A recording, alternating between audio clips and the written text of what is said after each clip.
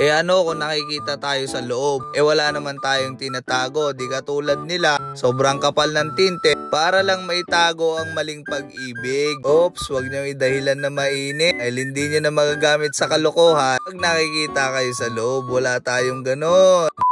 Maaga nga akong magpapakabit ng blue clear tint dito kay Papa Car Wash. Ayan, kung mapapansin nyo, sobrang dark ng tinted ko. Pagdating ng gabi ay nahihirapan ako mag-park at kailangan ko pang buksan ang left and right na bintana ko para lang pinahan at may ayos yung sasakyan ko. Kaya sa mga magtatanong dyan, dito lang yan sa San Fermin, papasok ng Teo Antonio. Dito lang yan kay Papa Car Wash. Napakamura at napaka-affordable na mga presyo nila dito. Kaya dito kami nagpapatin. Ito na nga si Mr. De La Cruz. Ay nakilala tayong vlogger kaya humingi pa siya ng sticker sa atin. At andito rin si Kuya Jeremy, yung may-ari ng Papa Car Wash. Ipagkwentuhan sa akin para hindi ako maboring. Napakabait talaga niyan at napaka-goods magpresyo niyan pagdating dito sa accessories ng Papa Car Wash. Ayan na nga si Idol. Nakikilala niya rin tayong vlogger. Ayan. Siya na ang titira at napakaselan din niyang gumawa at napakalinis ng tint. Ayan na nga yung clear tint. Hindi naman pwedeng clear tint lang. Kaya may blue clear tint na pinakabit natin para mas maganda at kahit maaraw ay hindi ganun kainit. Napakalinis nga niyang gumawa at napakaselan din. Ito yung nirekomenda ni Kuya Jeremy na magkabit sa atin. Napakapulido ng pagkakabit niya ng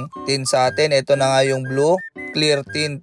Sukat niya na at inisa-isa niya nang ikabit. Medyo luma na rin yung tint ko kaya naisipan ko na rin magpapalit. Kita nyo naman yung ikakabit niya na yan ay napakagandang tignan at lalong luminis sa puti at bumagay talaga.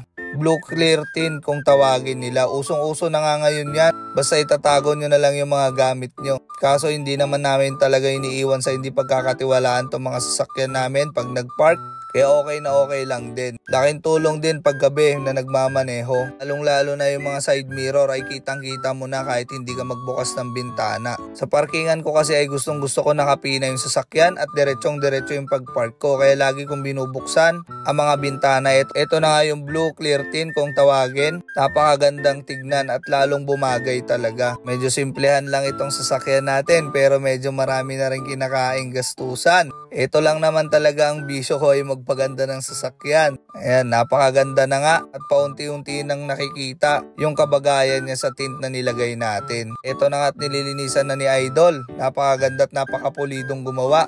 Kaya ano pang hinihintay nyo? Dito na lang yan sa Papa Car Wash. Magpa-install na kayo ng mga accessories. At sigurado kung magandahan kayo lalong-lalo na sa mga presyo niya ay kayang-kaya nyo yan. Bumagay naman talaga at lalong napakalinis tignan. Sobrang dami ko na rin kasi nakikita na naka blue clear tint kaya ginaya ko na lang din sila. Ayan at napakagaan na nga tignan at napakalinis. Eh ano kung nakikita tayo sa loob? Wala naman tayong kabit na katulad nung iba dyan. Nagpapakapal ng tinted para hindi mahuli. Stacking every month, put that work in, I deserve to stand. Bring the baddies to the front. It's the type of life that I want. It's the type of life that I want.